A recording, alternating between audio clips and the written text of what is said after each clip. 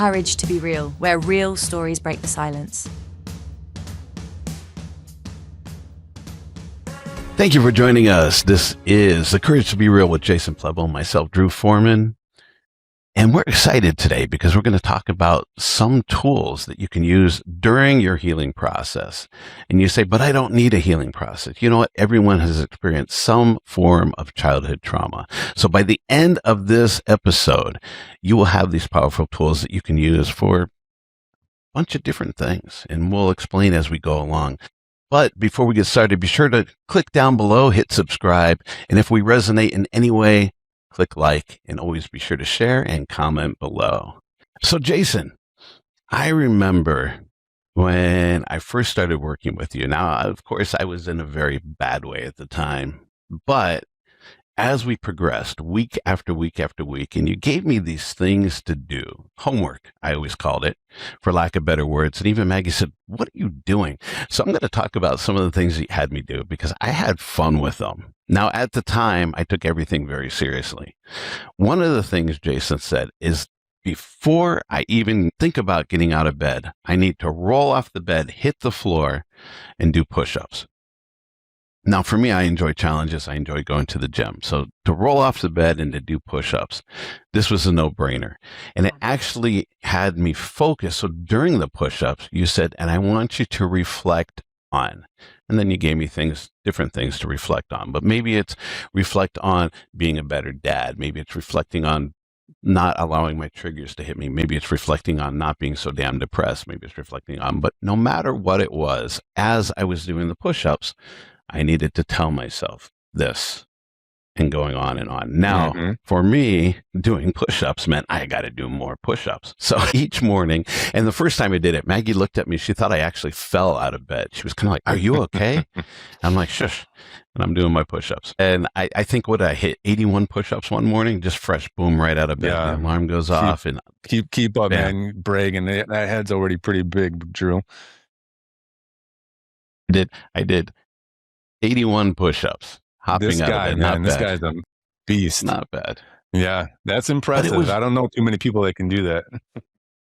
But what was great about it was not only did it clear my head and give me focus, but it gave me that drive. It's like there's this one Army commander, and he said, if you can make your bed, every day make your bed, because if you can make your bed, you can do this, and you can do that, and you can do this, right? And that always resonated. So every day I make the bed. Maggie doesn't have to. I make the bed. But doing the push-ups, first thing, if I can do X number of push-ups, what else can I do today?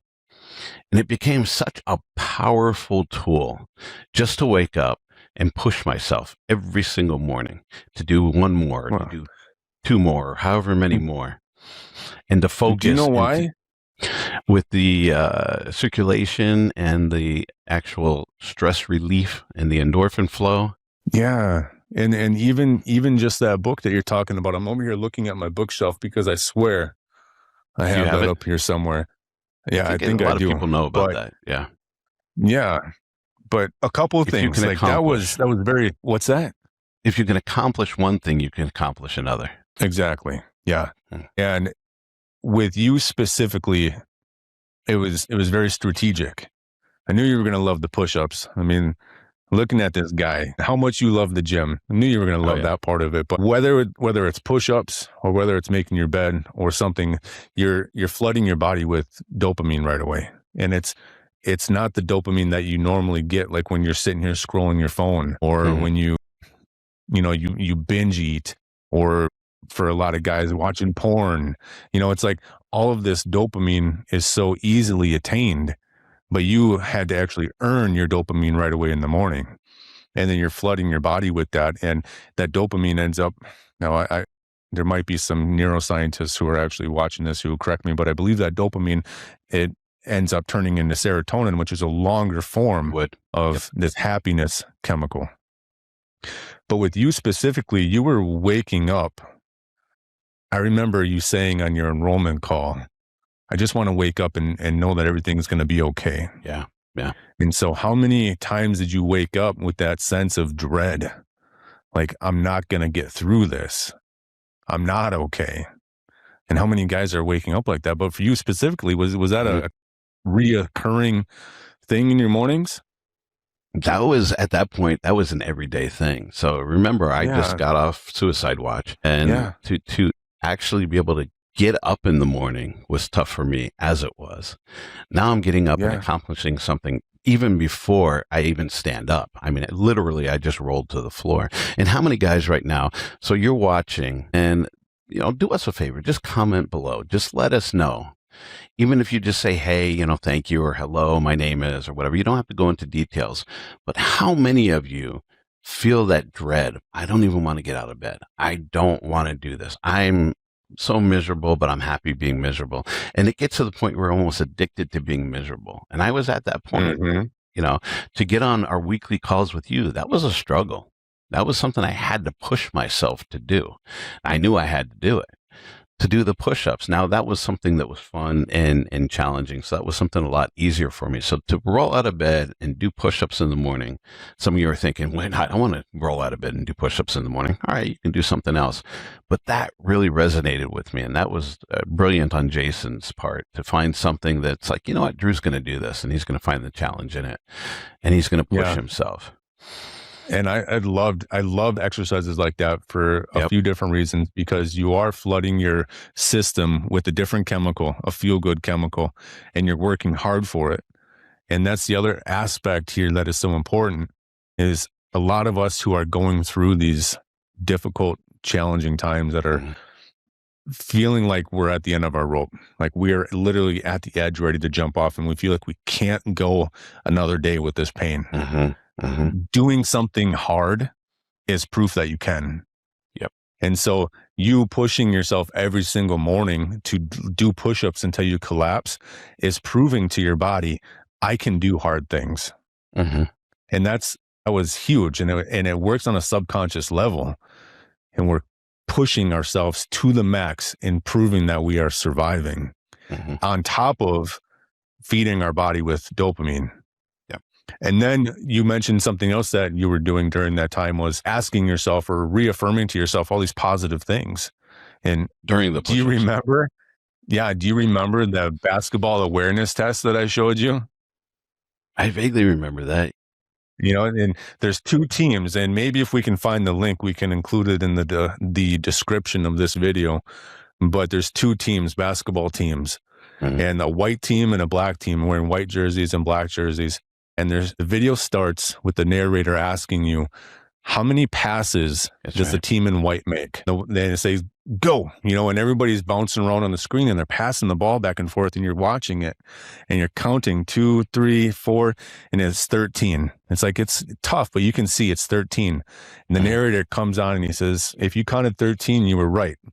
But did you see the dancing bear in the background? And you're like, what? What dancing bear? And then you replay it, and you see this guy in a bear suit, and he's coming through doing the moonwalk. And it's like, I didn't even see that. And how many of us are waking up with this dread every single day because we're so focused on the wrong things? Our brain is a goal-achieving machine. So whatever questions you feed it, it will search for the answers to find those, to fulfill those questions. Your brain does not like the unknown. So it's going to search for whatever questions or whatever answers it needs to in order to find those, to find the answers that you're searching for. And so ask yourself better questions as you're doing all these other things in the morning to just increase your vibration like that. I'm glad that worked for you, man. Yeah, it was great. And something else. So we talked about journaling, and I'm not a journaler. In fact, I have dyslexia, even though I write children's books, but I have dyslexia. So just taking a pen and a piece of paper and writing notes, I have trouble reading my own notes. It's embarrassing, but all right, I just tell people I have dyslexia, don't have me take notes. So instead of journaling, I did video journaling. And Jason said, I need you to reflect. I need you to write a letter to yourself. I need you to this. I need you to that. Now I transcribed some of that stuff, so I actually had a physical letter. But the initial approach was just me with my cell phone and just doing a selfie video and talking to it. And at first it was uncomfortable. Some of the moments were painful, especially when you have to dig deep and talk to your child self and make promises that you're going to be okay. But after a while, you just got used to it. This was something, it's almost like doing our podcast. You just talk, you're just real with yourself. You man up and you take that moment and you reflect, and you can see yourself during the selfie mode. And it's really powerful. So those of you that are terrible at handwriting or terrible at journaling, just take your cell phone and just reflect, just talk into it. Jason, what are some things that people can do on a daily or a weekly basis just to reflect for maybe, 4 or 5 minutes on their cell phone doing or video journaling and or writing? It could be either or. One of the things that I think is so overlooked is like what you just described, Drew, talking to this younger version of yourself and you're recording. Like, there's nothing wrong with doing that every single day. I mean, part of the exercises that we practice is literally like putting your hand up on your heart and just closing your eyes for 5 seconds and visualizing your younger self, your inner child, and just saying, "What's up, dude? Hi." It's like, I see you. I acknowledge you. Today's going to be a good day. We got this. We're going to get through this together. And the repetition, building that into a habit, is very powerful, and it feels awkward and really silly at first. But you do that over the course of 30, 60, 90 days, you're a different person at the end of it, because you have what's called self-compassion. We're so much harder on ourselves than we are with other people. It's easy to be compassionate for the little old lady down the road whose husband died and she is living on food stamps and struggling to get up and down her stairs. It's like, man, that sucks. Gosh, that's a hard life. I feel sorry for you. But how many times do we go inward and acknowledge ourselves and validate ourselves and be compassionate and loving towards ourselves? Especially for us guys, that doesn't happen. No, it's tough. That was one of the toughest things, to actually learn to love myself. But it's one of the most powerful things that I've ever done. Because how long do you think it took, Drew, for you, like starting out, and then how long before it actually started to stick? Can we give our viewers a little bit of a timeline, like what to expect? We started at the end of November, if I remember correctly. And by mid-January, I was starting with the We and Cam project, and I actually started writing my first book. And at that point, I found a real purpose. I took all the pain from my past and I found this purpose pushing forward.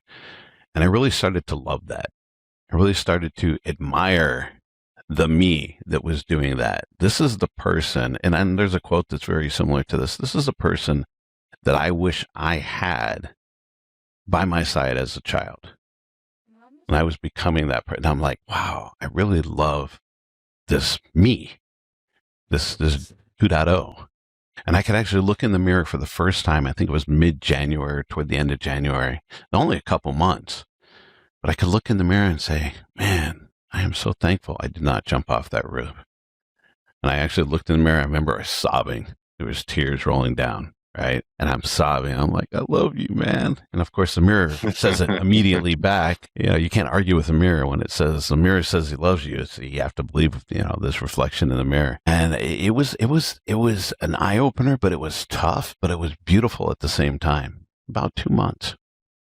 Now, keep in mind, Jason and I have been working out every single week, one-on-one for an hour, sometimes a little bit more. And he gave me homework. And then we messaged each other. So there wasn't a day working with Jason that I felt alone. And I called you my virtual crutch for a little while.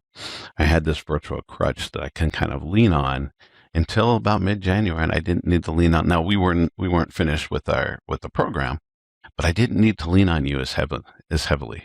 I mean, you probably remember about that time too. And then all of a sudden I'm crying. So I didn't do much crying. And all of a sudden I broke through whatever that acceptance barrier, whatever that, okay, I forgive myself, whatever that, okay, forget the shame you're carrying. It isn't yours. Stop blaming yourself for shit you didn't do to yourself as a kid. Somebody else did. And you can actually love yourself. And all of a sudden I'm crying. I'm crying like I'm watching Bambi. It's like, oh, Bambi's mother died. Oh my gosh. Didn't I make a comment to you? Why am I leaking? I can't stop leaking. All these emotions were coming through. That was almost embarrassing in itself because I'm watching something on TV with the wife and I'm like wiping tears away. And she goes, "Are you okay?" I'm like, "Yeah, I'm fine." But out of nowhere, I had emotion. Yeah. And that's amazing, and I'll take this opportunity to be real with everyone, man. Wreck-It Ralph gets me every time. The Disney movie Wreck-It Ralph. I think all Disney movies, man, they're good. They really know how to unleash the waterworks for sure, don't they? Especially Old Yeller. Remember that? I just dated myself. Everyone's like, "What's an Old Yeller?" It's about a dog that gets rabies, and the farmer has to shoot his own dog. Very, very uplifting movie. You guys would love it. Sounds like someone's holding on to some trauma still. We need to go through some exercises to release that, do we? Right? Yeah, don't shoot anyone's dog. So some of the other things that you had me working on to help me through this trauma.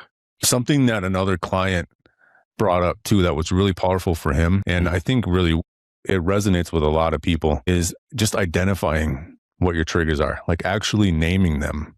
Like anytime you feel this negative emotion rise up in your body, stop and then bring awareness. Okay, what just happened? We talked about this, I think, on our very first episode. Was it the little old lady who walked behind me as I was backing out of the driveway? She was slow and she was inconsiderate. Was it I got cut off in traffic? Was it my wife had a tone? Was it my girlfriend, partner, whatever, didn't respond to my text after 3 hours? Like, just listing these things out. I don't like it when X, Y, Z, A, B, C, D, E, F, G, just making this giant list, just bringing that awareness to everything first. Don't try to analyze it right away, but just being aware of what those things are, and then see what happens, because then you're going to start paying attention to them more and more. And then you're going to catch yourself, gosh, I really don't like the way that I react when this thing happens. And then you can slowly start to change. And there's exercises that you can do to change those things. We called it building your emotional toolbox when we do work together, but identifying those triggers. And I remember you had me doing that. And at first I was writing my triggers down. I created a spreadsheet, if you remember, in Excel, and I started to put my triggers. And some of them I'm looking at like, well, that's silly. I don't want to show that to Jason. And it doesn't matter. It's my trigger. And Jason even said, just, dude, I'm not going to judge you on your triggers. They're your triggers. Just share them. And we have to, then we can start to open up this box of triggers, and we could start to identify why or what does this relate to, or why does this trigger you? And so just writing this down, if you guys are watching us, just to be real, have the courage to write your triggers down, even if you think they're silly. You don't have to share them with anyone. Keep them to yourself, share them with yourself, or maybe eventually share them with Jason or myself. But write your triggers down, whatever they may be. And it might be something really silly. Like one of your triggers is somebody puts the toilet paper roll backwards. Right? And I know a lot of people that actually get upset about that. Absolutely. I have an ex-wife, and she would get furious. Now, I used to put it on backwards on purpose just to trigger her because that was funny. But little things that just annoy the crap out of you, write it down. And then there's a reason why. There is, I think, a lot of hype around the word triggers lately. Like, it's getting overused a lot. And I had seen something about rephrasing that to being called being activated. It's like, I'm activated right now. So whether it's you're being activated or you're being triggered, whatever you want to call it, Drew is exactly right. You need to start to question some of those things. And I've got a list of questions here right now too. What meaning am I giving this moment? What does this situation make me believe about myself? Or what belief is being poked at right now? Where did this belief come from? And then is this belief true, or is it just familiar? And so, as silly as putting the toilet paper on the wrong way, which there was a meme I had seen. It was a toilet paper facing the roll coming down the forward, and then somebody had drawn a beard on it, and it said, "Beards are not okay." And then the other one was it was going down the back end. It said mullets, so mullet's good, beard's bad. Beard's bad. So make sure your paper roll is on the correct way, folks. But as silly as a little thing like that is, Mm-hmm. if you're being activated, you're being triggered by that, it's because there's a belief that's being poked at. Yeah. There's some type of meaning that's being challenged. And it could be disrespect. This person doesn't respect my time. Mm-hmm. This person doesn't respect me because I told them it bothers me. You know, and you just really got to spend some time digging into that and trying to figure out what belief it is that's being challenged. Right. And you can be a jerk like me, and if you find out that that's their kryptonite, well, you're always going to put the roll on backwards. And so why did you do that? Because it was funny. No, actually, so at the time, and I'm still friends with my ex-wife, but at the time when I put the roll on backwards, just threw a brand new roll. I didn't even open it up. I didn't pay attention to which side it was. I just didn't want an empty roll to be on there. And then she comes out, and I remember her saying, "What's wrong with you?" I'm like, "What's wrong with me?" She goes, "The toilet paper." "Yeah, I put a fresh roll for you." Didn't even realize I put it on backwards. She goes, "Why'd you put it on backwards?" I'm like, did I? I didn't even open it up. Sorry about that.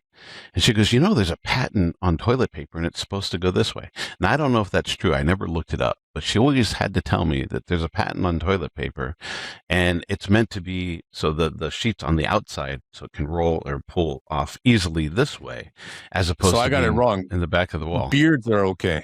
Okay. Beards are okay. Mullets are not. Yeah. Beards Mullets are are good, never mullets good. are bad. So maybe I've your been toilet thinking about paper's growing backwards, bro. That could explain a lot. I'll have to go check really quick now that I think about it. And so I would just do little things. And to be fair, she did little things that irked me as well. So we just kind of irked each other. And we were young, and that was my first marriage. And it was about just, who can play the most jokes on the other person is really what it was. But the toilet paper thing resonates because she's not the only one that got triggered by the toilet paper being on backwards. A lot of people do. And it's something maybe subconscious. Maybe it's something that it's always been that way. Now, Maggie has something that's kind of funny. The car has to have, how you have the trays, or it used to be ashtrays. Now it's change holders or whatever else you want to, sunglasses. You have these compartments that open up in the car. We have a bunch of compartments in our car in between the two seats, and she has to have them open. You can see all the change, you can see the sunglasses, you can see whatever.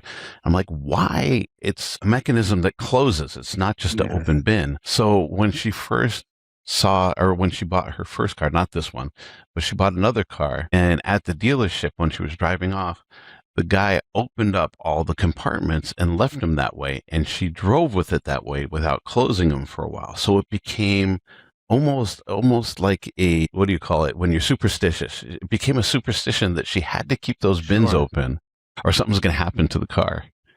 And so sometimes I'll close these bins and it annoys her and she just pops them open. But yeah, this funny little quirk about having to have the bins in the car open. And if they're closed, not that she's triggered, but she has to open them before she'll drive the car. So speaking of these little quirks, I know somebody who absolutely has to put their shoes in front of the door when they travel at the hotel. What a nutcase that is. Yeah, that's me. I even send you pictures now. All right, but there's a good reason for that. So whenever we travel, I will put not only my shoes, but Maggie's shoes, Cam's shoes. If I'm traveling with other people, everyone's shoes have to go in front of the door when we're at a hotel. And this stems back to when I was a child. I used to hide in my room and put whatever I could to barricade. And I didn't have a lot of stuff as a kid. I would put whatever I had, shoes, stuffed animals, clothes, in front of the door to barricade the door. And then I would hide in the corner and even sometimes sleep in the corner of my room. And that, even if the door opens outward, everyone's shoes has to be lined up in front of the door. And I'll take a picture and I'll send the picture to Jason. It's like some things will never change. And I will not sleep unless the shoes are in front of the door. That's my safety. How many people who have those OCD tendencies, like the compulsive OCD, who they believe like they're not going to be okay if they don't wash their hands, triple check or wash their hands. Yeah. Or flicking the light 3 different times before you enter a room. Where I wonder how many, I don't know the science behind that. I don't know if there's any validity to it, but how many of those people experienced or perceived trauma, growing up? Must be. I wonder, I don't know, maybe if anybody here who's listening, please, share it in the comments. Let Absolutely. us know if you've got some OCD tendencies. Did you have trauma growing up? Or did you just feel not safe? Like when and where did that OCD tendency develop, I wonder? When did it start? Tools that you can use as you're going through your healing journey. And I think we mentioned it in some of the previous episodes about somatic exercises. Mm-hmm. And have you ever heard the term like psychosomatic? Like you're creating an illness by thinking about it. Well, the somatic release is literally just using your body to release pent-up energy, pent-up tension, pent-up emotion. There was one, it was never going to forget this moment. I was on a run when I was going through my divorce, and I was out running, and a song came on, and it had a very specific drum beat, very rhythmic. And I had gotten home about 2 minutes into the song, and I just went in the backyard on our patio set and laid down on the patio furniture and just had the music in my ear. And this song was just dun, dun, dun. And I started beating on my heart with the drum beat. And I had about 4 minutes of that. And I can't tell you when, I can't remember, but eventually just tapping on my heart, and I started to get aggressive with it. And I was literally beating my chest, and something opened up, and I started bawling in a way that I have never cried like that before in my backyard. I'm sure my neighbors thought I was literally crazy, but I was beating on my chest to the rhythm of that drum, and something in me released. All that emotion, pent up energy, pent up negativity from my past, and everything that I was experiencing in that moment that I was holding on to finally had an outlet for whatever reason. Courage to be real, where real stories break the silence.